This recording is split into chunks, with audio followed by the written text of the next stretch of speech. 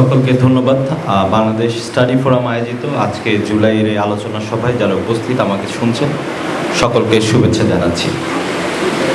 জুলাই আমাদের অনেকের জীবনে একটি অত্যন্ত গুরুত্বপূর্ণ ঘটনা এবং আমরা যারা ফ্যাসিবাদের আমলে দীর্ঘ লড়াই করেছি তাদের জীবনে আসলে ফ্যাসিবাদের যে অন্তিম যাত্রা সেটার নাম হচ্ছে জুলাই। এবং জুলাইয়ের বিশেষত জুলাই যখন কোটা সংস্কার আন্দোলন শুরু হচ্ছে আমরা দেখেছি যে এখানে হাজার হাজার শিক্ষার্থী তারা নানা রকমভাবে যুক্ত হয়েছেন। তারা অনেকে শ্রমিকের সন্তান, কৃষকের সন্তান, মধ্যবিত্ত পরিবারের সন্তান। ফলে সকলের একটা আকাঙ্ক্ষার জায়গা ছিল এবং সমাজে যেহেতু চাকরি থেকে কর্মসংস্থান বাংলাদেশে কোনো সম্মানজনক ব্যবস্থা নাই, ফলে সরকারি চাকরিটা আসলে অনেক বেশি আকর্ষণীয় হয়ে উঠেছিল। এবং আমরা দেখেছি শিক্ষার্থীরা এই আন্দোলনে বিভিন্ন ছাত্র সংগঠন থেকে শুরু করে সকলে যখন আমরা যুক্ত হয়েছি তখন আন্দোলনটার দিকে আসলে আরও বেশি মানুষের নানা রকমভাবে যুক্ততা এবং আগ্রহ তৈরি হয়েছে। এবং এই আন্দোলনকে যখন ছাত্রলীগ হামলা দিয়ে সরকার হামলা মামলা করে দমন করার চেষ্টা করেছে তখনই এই আন্দোলন একটা গণ আন্দোলনের পথে পরিচালিত হয়েছে। কিন্তু এই যে একটা গণ আন্দোলন গণ অভ্যুত্থানে পরিণত হচ্ছে তার যে রাজনৈতিক প্রস্তুতি এই অর্থে যে এই অভ্যুত্থানের আকাঙ্ক্ষা কী সেটা কিন্তু অভ্যুত্থানের 3 তারিখের আগে পর্যন্ত আসে নাই। এবং ছাত্র আন্দোলনে সরকারের হামলা মামলার প্রেক্ষিতেই মানুষজন নেমেছেন, তারা প্রতিরোধ করেছেন, জীবন দিয়েছেন এবং বাংলাদেশ একটা আওয়ামী লীগ একটা অভ্যুত্থানের মুখোমুখি হয়েছে।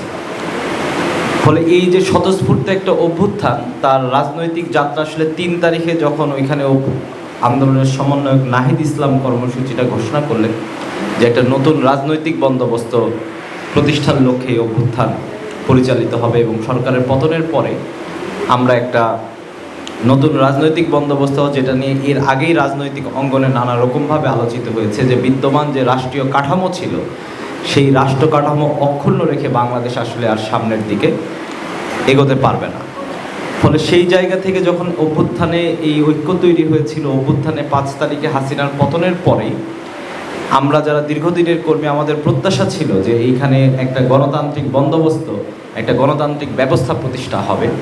কিন্তু আজকে 2 বছর পরে আমরা দেখলাম যে জুলাইয়ের মতো এত শক্তিশালী স্বতঃস্ফূর্ত একটা অভ্যুত্থানকে শুধুমাত্র জুলাই সনদের মতো খুবই ছোট্ট এবং বলবো যে অবশ্যই দরকারি, খুবই প্রয়োজনীয় ছিল, কিন্তু শুধু এইটার মধ্যে আটকে ফেলা হয়েছে। জুলাইয়ের মধ্য দিয়ে মানুষের যে চেতনাগত জায়গা তৈরি হয়েছে সেই জায়গা থেকে মানুষ আসলে এই রাষ্ট্র কাঠামো, আমাদের অর্থনীতি, আমাদের সংস্কৃতিরও একটা পরিবর্তন আমরা চেয়েছিলাম। এবং আমরা দেখেছি যে এইখানে রাষ্ট্র কাঠামোর যে পরিবর্তনের প্রশ্নটাও এখানে আসছে সেইটাও আসলে লোক দেখানো আকারে রাজনৈতিক দলগুলো তারা অনেক বেশি লোক দেখানো জায়গাতেই রেখেছেন।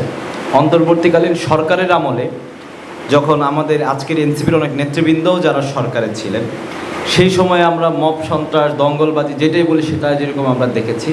এমনকি গণতান্ত্রিক আন্দোলনেও যখন পুলিশ হামলা করেছে তখন আমরা দেখেছি যে এনসিপির অনেক কেন্দ্রীয় নেতারাই তখন এই হামলাকে সমর্থন করেছেন, পুলিশের উপর হামলা হয়েছে বলে ওই সময় ছাত্রনেতাদের গ্রেপ্তারের কথা বলেছেন। এবং আজকে এসে আমরা যখন আবার দেখছি যে একটা সরকার পরিবর্তন হয়েছে সেখানে আমরা দেখলাম যে এনসিপির সমাবেশে হামলা হলো, তার পরবর্তীতেও এই বিষয়গুলো নিয়ে কোনো ব্যবস্থা নেওয়া হচ্ছে না।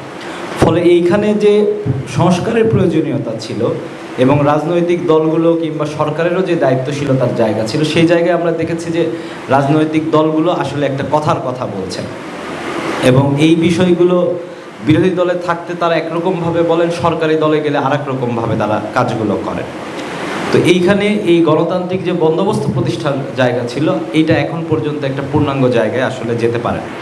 এবং জুলাই আমরা তরুণদের মধ্যে তো একটা পঞ্জীবিত ক্ষোভ আমরা দীর্ঘ সময় ধরেই দেখেছি যে পঞ্জীবিত ক্ষোভের কারণে এখানে তরুণদের যে একটা সম্মানজনক জীবিকা তার শিক্ষা শেষে সেটার বন্দোবস্ত না থাকাটাও এখানে তরুণদেরকে নানা রকমভাবে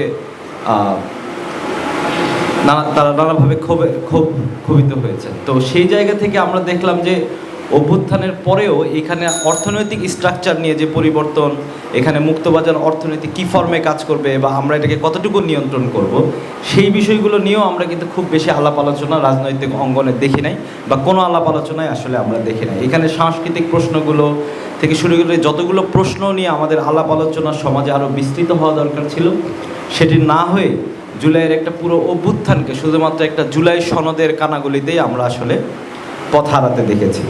তো আমি আমার বক্তব্য শেষ করব, অলরেডি সময় শেষ হয়ে গেছে। আমাকে এখানে আমন্ত্রণ জানানোর জন্য আমি আয়োজকদের ধন্যবাদ জানাই।